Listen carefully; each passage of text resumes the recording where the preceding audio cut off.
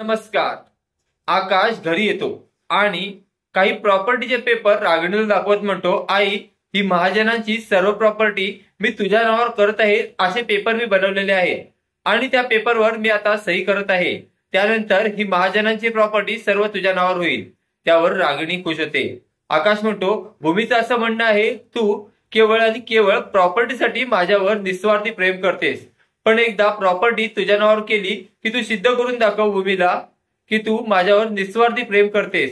Property तुझ्या नावावर असली तरी आणि माझ्या नावावर असली तरी, आणि मग भूमीला कळून चुकेल की तू माझ्यावर निस्वार्थी प्रेम करतेस. तेवढ्यात रागिणी आणि आकाश बोलत असताना भूमी तिथे येते आणि भूमी म्हणते, आकाश ह्याच्यावर सही कर. भूमी आकाशकडे काही पेपर्स देते. आकाश पेपर्स बघतो आणि म्हणतो, काय भूमी, तू मला डिवोर्स देतेस?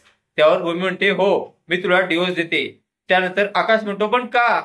भूमी म्हणते, आता तुला डिवोर्स देण्याची वेळ आलेली आहे आणि एक लक्षात घे, आपला डिवोर्स झाल्यानंतर सुद्धा महाजनांच्या प्रॉपर्टीवर माझ्या पोटातील बाळाचा 50% अधिकार असेल.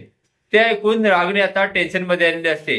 भूमीने नवीनच चाल चाललेली आहे आणि तेवढ्यात रागिणी विचार करत असते आणि भूमी आकाशच्या हातातील ते पेपर्स घेते आणि ते टराटरा फाडते आणि उडवून फेकून देते आणि रागिणीला म्हणते, एक लक्षात घ्या, महाजनांच्या प्रॉपर्टीतला अर्धा हिस्सा हा माझ्या पोटातील बाळाच्या नावावर झाला पाहिजे आणि त्यासाठी 6 महिने लागतील आणि या 6 महिन्यात मी काय काय करते ते पहा.